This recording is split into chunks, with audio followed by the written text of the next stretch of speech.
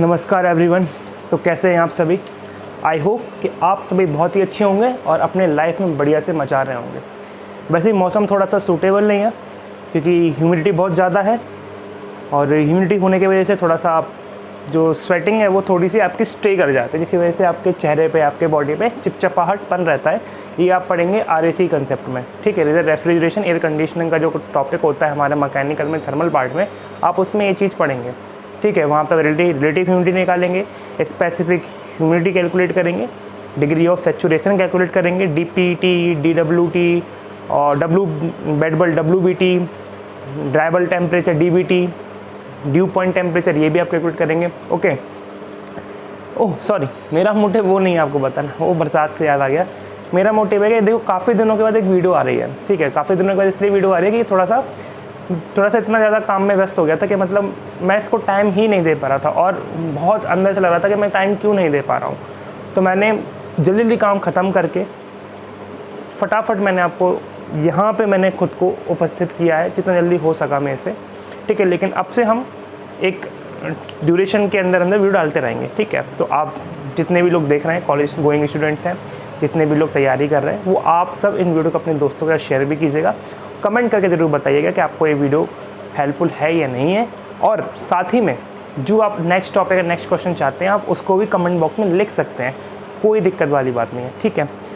तो मैं काफ़ी वीडियो बनाने से पहले सोच रहा था कि मैं कौन सा टॉपिक लूँ।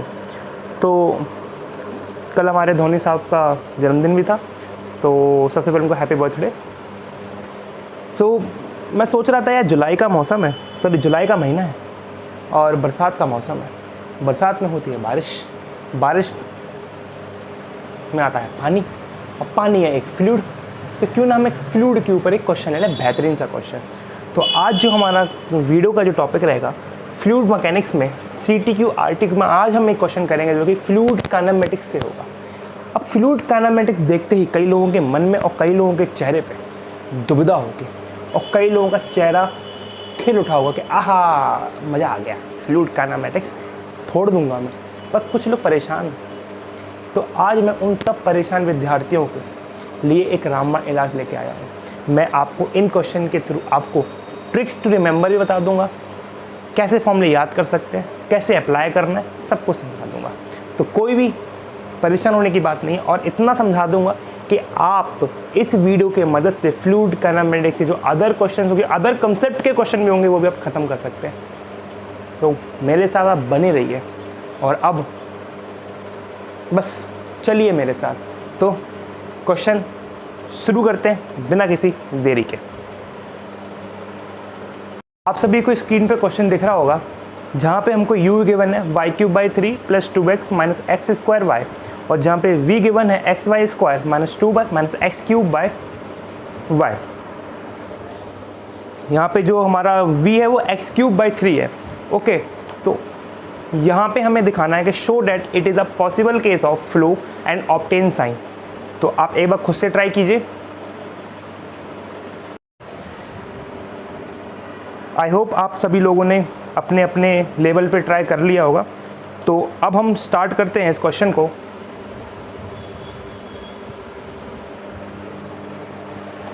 यहाँ पे x³ है, ओके। नाउ u गिवन है, v गिवन है, मुझे दिखाना है कि क्या फ्लो पॉसिबल है या नहीं है। तो सबसे पहला कंसेप्ट आप याद रखिए कि जब भी मुझसे ये बोले कि आइदर इस फ्लो इज़ पॉसिबल और नॉट, तो मुझे यहाँ पे कॉन्टिन्यूटी इक्वेशन को सेटिस्फाई कराना है। अब कई लोगों के दिमाग में कि कॉन्टिन्यूटी इक्वेशन क्या है, तो कॉन्टिन्यूटी इक्वेशन कुछ नहीं है। कॉन्टिन्यूटी इक्वेशन होती है आपकी d ρu/dx plus d ρv/dy d ρw/dz plus d ρdt। ये एक general form of continuity equation है, ठीक है। इसमें हम कुछ अजम्पशंस लगाएंगे। पहला कि स्टेडी फ्लो है, तो ये हमारा हो गया 0। 2D फ्लो के लिए डिफाइन करेंगे कि हमारे u और v गिवन है, तो w वाली v टर्म गायब, और इनकम्प्रेसिव यानी कि रो मेरा जो है वो कांस्टेंट है, तो ये आ जाए आपका रो du/dx dv/dy is equal to 0। So this will become du/dx and dv/dy is equal to 0। तो ये हमारी होगी कॉन्टिन्यूटी इक्वेशन। अगर ये क्वांटिटेटिव इक्वेशन इन वेलोसिटी से अगर हम du/dx निकालें और du/dy निकालें और अगर इसका सम 0 आता है, तब हम कह पाएंगे कि ये फ्लो पॉसिबल है या नहीं है। तो अब आप खुद करके भी देखिए, जैसे कि अगर मैंने du/dx निकाला, du/dx कैलकुलेट किया, तो ये तो आपका 0 हो गया, ये आपका +2 हो गया, ये आपका -2xy हो गया। On the other hand d/dy निकालेंगे तो ये आपका हो जाएगा 2xy -2 -0, ये हो गया, ये हो गया। अब इन दोनों को जब ऐड करेंगे, +2 से -2 गायब, -2xy से +2xy आया, ये आपका 0 आ गया, यानी कि ये वाली कंडीशन प्रूव हो गई, यानी कि सेटिस्फाई हो गई। और सेटिस्फाई होने के बाद मैं बोल दूंगा कि फ्लो इज़ पॉसिबल। तो फ्लो इज़ पॉसिबल। नाउ पहला केस तो मैंने प्रूव कर दिया कि हाँ it is flow is possible. Now obtain psi. अब साइन क्या है? साइन हमारा होता है स्ट्रीम फंक्शन।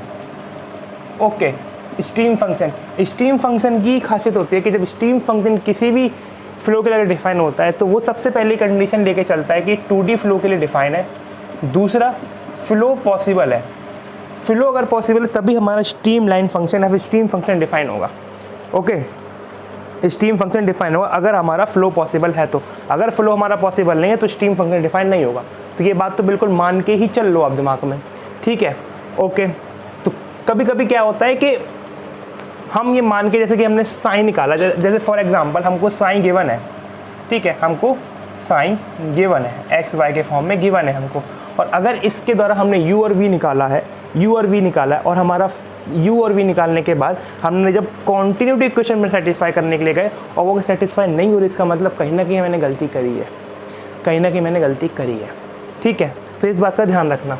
ओके, नाउ और जो बातें मैं आपको बता रहा हूँ बहुत ध्यान से सुनिएगा कि इस क्वेश्चन की वजह से मैंने पूरा साइन भी डिफाइन कर देना है, इसी क्वेश्चन की वजह से मैं आपको फाई भी डिफाइन कर दूंगा। ओके, नाउ ये हो गया क्वांटिटेटिव इक्वेशन, मैंने सेटिस्फाई करा दी, फ्लो इज पॉसिबल। नाउ अब इसने बोला है कि साइन भी कैलकुलेट करो। ओके, साइन कैलकुलेट कर देते हैं अपन। अब now calculation for psi, we know that. अब मैं जो फॉर्म में लिखने जा रहा हूँ ये आप सेपरेटली लिख लीजिएगा। u is equal to minus del psi by del y and v is equal to plus del psi by del x. Okay, थोड़ा सा इंक डाल लेता हूँ मैं ज़रा अपने मार्कर में, क्योंकि ऐसा लग रहा है कि मार्कर की जो इंक है थोड़ी सी ख़त्म सी हो रही है। ओके, तो यहाँ पे मैंने u और v डिफाइन कर दिया है। फॉर्मूले अच्छे से याद करना। इक्वेशन नंबर 1 ले लीजिए इसको और इसको लीजिए इक्वेशन नंबर 2। नाउ u हमारा क्या है? y³/3 plus 2x minus x²y। ये साइन की मदद से कैसे निकलता है? Minus del psi by del y. यहाँ तक कोई दिक्कत नहीं। y यहाँ पे ट्रांसफ़र करिए, क्या निकल गया है? y³/3 plus 2x x² dy minus del y. One variable के साथ काम करो तो यहाँ पे टोटल डेरिवेटिव का साइन यूज़ कर सकता हूँ, ठीक है। इंटीग्रेट किया, ये निकल के आपका आ गया y⁴/12 plus x² minus x²/2 plus c is equal to minus sine, minus का मल्टीप्लाई किया तो it will become minus y⁴12 minus x² plus x²y²/2 और plus c which is sine. इसको लीजिए इक्वेशन नंबर ए, ठीक है। Now एक बार u की मदद से निकाला, अब एक बार मैं v की मदद से निकालूंगा। v हमारा क्या होता है? हमें क्या गिवन है? x² minus 2y minus s³/3 is equal to del psi by del x. Transfer किया तो अब मैं डायरेक्ट कर रहा हूँ, देखिए x के साथ इसका किया तो हो गया आपका x² y²/2 माइनस 2xy। यहाँ तक कोई दिक्कत नहीं। Minus x⁴/12 is equal to psi और प्लस एक कांस्टेंट, ये लीजिए इक्वेशन नंबर बी। अब साइन मुझे लिखना है, तो साइन लिखूँगा कैसे? यहाँ पे लिखिए साइन। जो चीज़ कॉमन है वो तो आपको लिखना ही लिखना है। कैसे कि x² y²/2 और x² y²/2, x² y²/2। कोई दिक्कत नहीं। माइनस एक्स स्क्वायर, और यहाँ पे 2xy नहीं आना चाहिए ना, यहाँ पे 2xy कैसे आ गया? अगर अच्छा सॉरी यहाँ पे मेरी मिस्टेक है, यहाँ पे आएगा आपका 2xy और यहाँ हो जाएगा माइनस 2xy, क्योंकि y के साथ क्या है तो एक आएगा माइनस 2xy। कोई दिक्कत? कोई दिक्कत नहीं। एक ये कॉमन हो गया और एक ये कॉमन हो गया, एक ये कॉमन। अब बचे यहाँ पे माइनस एक्स की पावर 12 माइनस वाई की पावर 12 प्लस सी, ये आ गया आपका साइन। ठीक है, जो काम मैंने यहाँ किया है सेम टू सेम काम मेरा फाई में चलेगा। फाई क्या हमारा वेलोसिटी पोटेंशियल फंक्शन है। ओके, फाई हमारा क्या है? Potential function, velocity potential function है। ठीक है, तो साइन भी मेरा कैलकुलेट है, तो ऑब्टेन साइन मेरा डन। कहने को भी क्वेश्चन पूरी तरीके से कंप्लीट हो चुका है, पूरा कंप्लीट हो चुका है, लेकिन अब मैं इस क्वेश्चन में कुछ चीज़ें ऐड कर रहा हूँ। ठीक है, तो ये तो हो गया पूरा का पूरा क्वेश्चन। ठीक है, मैं यहाँ कहीं कोने में साइन की वैल्यू लिख लेता हूँ, जिससे कि मुझे बाद में परेशानी ना हो। X square y square minus 2xy minus x की पावर 4/12 माइनस वाई की पावर 4/12 प्लस सी। कोई दिक्कत? मेरे ख्याल से कोई दिक्कत नहीं है। और इसको मैं कर लेता हूँ एक डब्बे में बादल में बंद, जिससे कि अलग दिखता रहे थोड़ा सा। यार मार्कर एक ही है यार, थोड़ा समझ लेना। ठीक है यार। Now show flow is irrotational और rotational. Find velocity potential function. ठीक है, ये अगर हम ये अगला क्वेश्चन हो गया। यहाँ तक मैं सॉल्व कर चुका हूँ, ये वाला पार्ट मुझे सॉल्व करना है। नाउ फाई ऑब्टेन करना है, लेकिन उससे पहले मैंने एक चीज़ लिखी है कि मुझे शो करके दिखाओ कि ये जो फ्लो है वो रोटेशनल है कि इरोटेशनल है। अब रोटेशनल है या नहीं है, अभी मुझे चेक करना है। मैं कैसे चेक करूँगा? तो इसके लिए हमको उसकी रोटेशनल वेलोसिटी यानी कि ओमेगा पे जाना पड़ेगा, और यू और वी में डिफाइन है, तो मैं ओमेगा जेड चेक कर लूँगा। ओमेगा जेड डिफाइन है ओमेगा एक्स एंड वाई। इसको मैं लिखता हूँ, मैं जिस तरह लिख रहा हूँ उस तरफ ध्यान से देखिएगा। कुछ समझ आया? देखिए, whenever we write about the angular velocity या rotational velocity about an axis, for example, if I want to write rotational velocity or angular velocity about x, then it can be written as x y z 1/2, एक line minus दूसरी line y del y z del z की velocity यहाँ पे आएगी, y की velocity यहाँ पे आएगी, omega y omega z x। अब ये आप खुद लिख लीजिएगा। ट्रिक क्या है? Omega z omega x y के बराबर। जो ये अल्फ़ाबेट यहाँ पे ऐसे याद कीजिएगा, x y z and z. X होगा तो वाई जेड, वाई होगा जेड एक्स, जेड होगा तो एक्स वाई। कोई दिक्कत? कोई दिक्कत नहीं है। ओमेगा जेड कैलकुलेट करना है मेरे को। ओमेगा जेड कैलकुलेट करने के लिए, और हाँ, if omega z is equal to 0 या फिर omega x is equal to या omega y is equal to 0 अगर आता है, तो मैं बोलूँगा कि फ़्लो जो है वो मेरा इरोटेशनल फ़्लो हो जाएगा। और अगर ऐसा नहीं होता है, अगर वो इक्वल टू 0 नहीं आते, तो जो फ़्लो होगा वो रोटेशनल फ़्लो होगा। और अगर फ़्लो रोटेशनल हो गया, वेट, मैं ये वाली बात आपको प्रूफ करने के बाद बताऊंगा। तो मैं प्रूफ करता हूँ, ओमेगा जेड की वैल्यू निकालता हूँ। ओमेगा जेड की वैल्यू क्या है?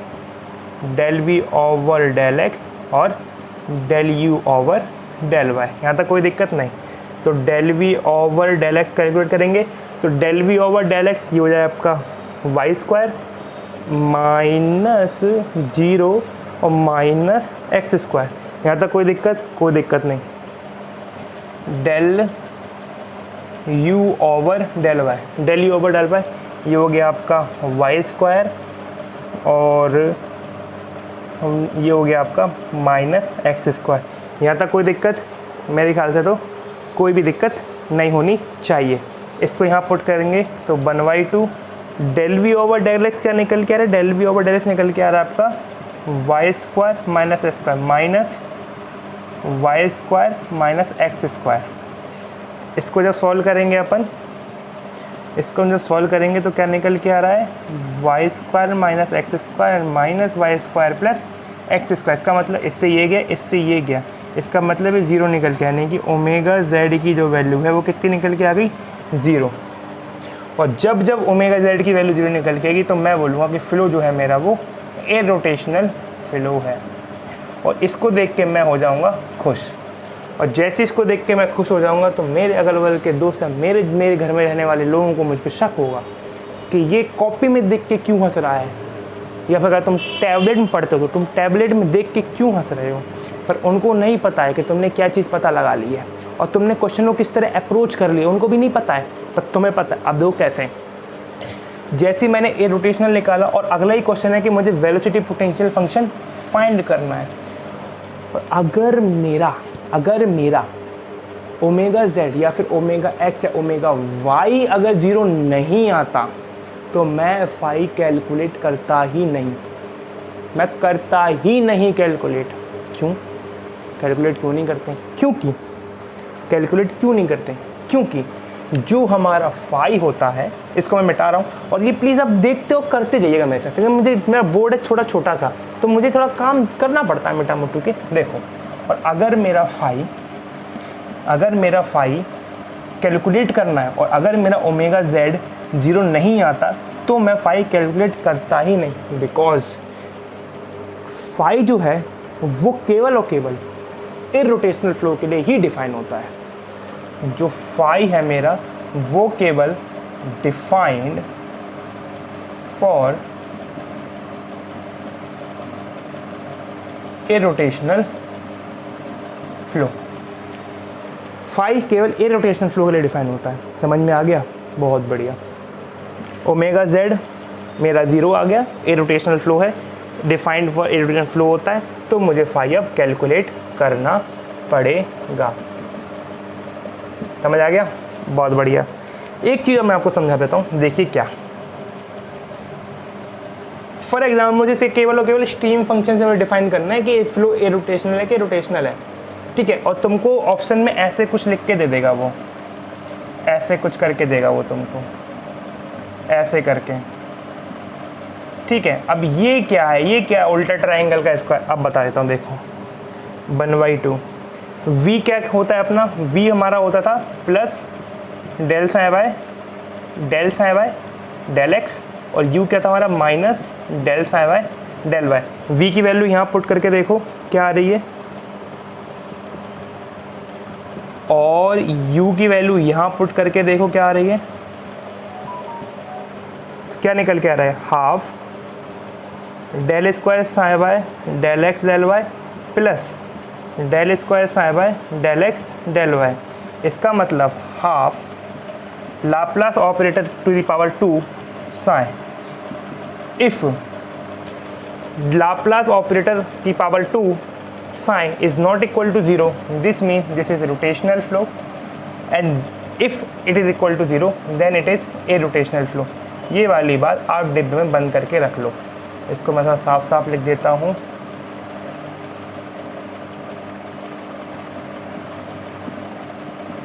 ठीक है,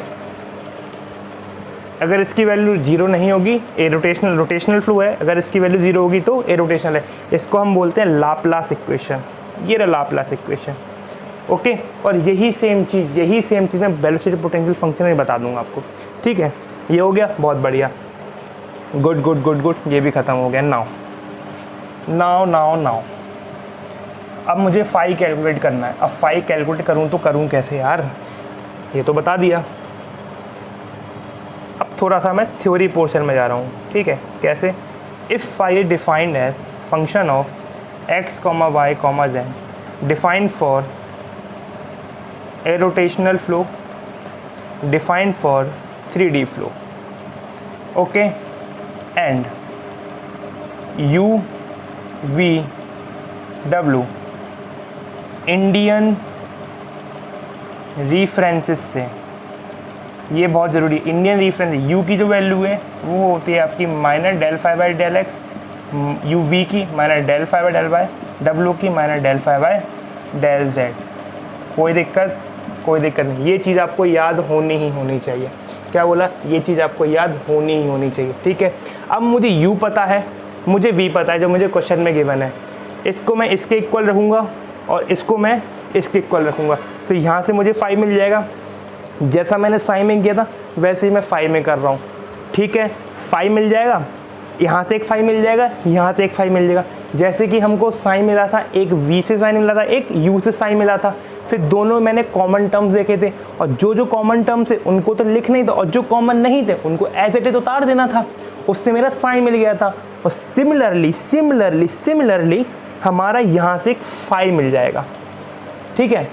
अब मैं इसको सॉल्व नहीं करूँगा, इसका जो सॉल्यूशन है मेरे टेलीग्राम ग्रुप पे आपको मिल जाएगा, लेकिन आप खुद से सॉल्व कीजिएगा, ठीक है, क्योंकि मुझे अब कुछ और बातें आपको बतानी। तो यहाँ से आपको 5 कैलकुलेट हो जाएगा और ये हमारा क्वेश्चन हो जाएगा फिनिश।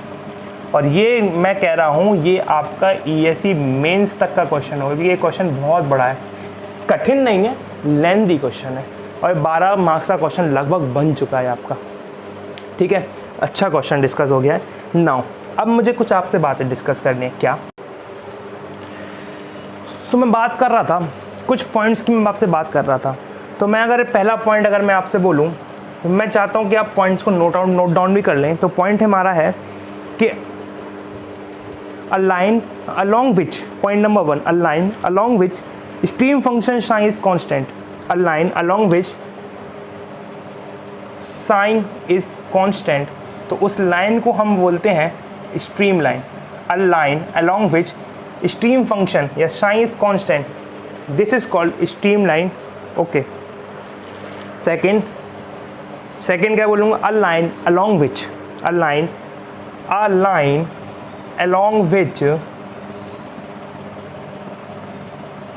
फाई इज कॉन्स्टेंट, वो लाइन जिसके अलोंग फाई कॉन्स्टेंट होगा उस लाइन को हम बोलेंगे इक्विपोटेंशियल लाइन, ओके। उस लाइन को हम बोलेंगे इक्विपोटेंशियल लाइन जहाँ पे फाई कांस्टेंट होगा। तीसरा पॉइंट, और ये इंपॉर्टेंट पॉइंट है, कि फाई एंड साइन से मिलके जो ग्रिड बनेगा उस ग्रिड को हम बोलेंगे फ्लो नेट, ठीक है। Fourth point, phi and psi एक दूसरे के ऑर्थोगोनली कट करते हैं। अबे ऑर्थोगोनली कट करने का मतलब क्या है? मीन एक दूसरे के परपेंडिकुलर होते हैं, ठीक है।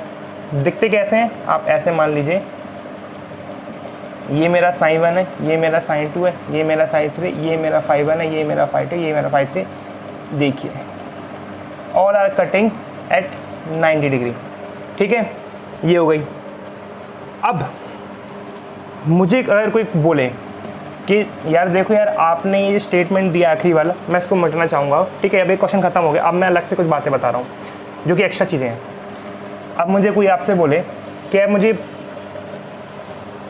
प्रूफ करना है, अगर मुझे बोले कि अब मुझे प्रूफ करना है कि फाई और साइन ऑर्थोगोनली कट करते हैं, तो ये इसका जो प्रूफ है वो मैं आपको शॉर्ट्स वीडियो प्रोवाइड कराऊंगा। क्योंकि शॉर्ट वीडियो में क्या रहेगा कि मैं आपको पूरा डेरिवेशन दिखा दूंगा, और डेरिवेशन के साथ साथ उसका वॉइस ओवर करके मैं आपको कम समय में पूरा डेरिवेशन समझा दूंगा, ठीक है। तो ये हो गया आपका कंप्लीट फाई और साइन। इसके बेस से मैंने क्वेश्चन भी आपके सामने सॉल्व कर दिया है। अब इसमें एक चीज़ बची है जो कि होती है आपकी क्या, देखिए अगर साइन डिफाइन है तो यहाँ से u की वैल्यू क्या निकल के आती है? Minus del psi by del y. v की क्या निकल के आती है? Plus del psi by del x. अगर फाई डिफाइन है तो यहाँ से u की वैल्यू क्या निकल के आती है? Minus del phi by del x, और v क्या निकल के आती है? Minus del phi by del y. तो u, v और v तो ये इसके इक्वल है और ये इसके इक्वल है। अगर मैं इसको इक्वेट करता हूँ तो क्या निकल के आ रहा है? Minus del psi by del y is equal to minus del phi by del x. Minus से माइनस किया तो क्या निकल गया? Del phi by del y और del phi by del x. एक ये इक्वेशन निकल की, और सेकंड इक्वेशन यहाँ से निकल के आएगी, del phi by del x is equal to minus del phi by del y. एक इक्वेशन निकल के, और इन इक्वेशन को हम बोलते हैं कॉची रीमान इक्वेशन। ओके, बहुत बढ़िया। इसका मतलब अगर मुझे साइन गिवन है तो मैं फाई निकाल सकता हूँ, मुझे फाई गिवन है तो साइन निकाल सकता हूँ।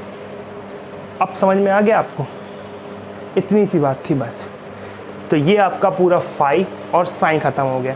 अब इसके साथ साथ मेरे ख्याल से अब तो कुछ बचा नहीं है। ठीक है,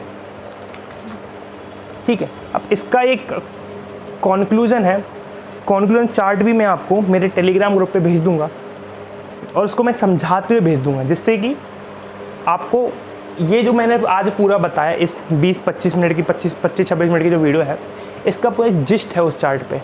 तो आप टेलीग्राम ग्रुप को भी ज्वाइन कीजिएगा, जिससे कि आपको इस वीडियो में जो मैंने पूरा कंक्लूड करना है वो मैं वहाँ पे आपको चार्ट के फॉर्म में कंक्लूड करके समझा दूँगा। ठीक है, तो आई होप कि आपको ये वीडियो बहुत पसंद आई हो, क्योंकि इस वीडियो में मैंने काफ़ी कुछ कंसेप्ट्स को मैं डिस्कस कर लिया है फ्लूइड काइनेमेटिक्स से रिलेटेड। अब इसके अलावा मैं वेलोसिटीज़, कर्ल, डॉट प्रोडक्ट और एक्सेलरेशन और मे बी नेवल स्टोक्स का भी एक ऐसा क्वेश्चन अच्छा ले लूँगा। तो ये एक चैप्टर इस तरह मैं कंप्लीट करूँगा, ठीक है, हमारी नेक्स्ट वीडियो में। और ठीक है, तो तब तक आप मेरे साथ आप बने रहिए और बढ़िया बेहतरीन से पढ़िए और मस्ती कीजिए। बारिश का मौसम है, मस्त एंजॉय कीजिए। ठीक है, तब तक के लिए आप ख्याल रखिए, पढ़ते रहिए, बढ़ते रहिए। Happy engineering. नमस्कार।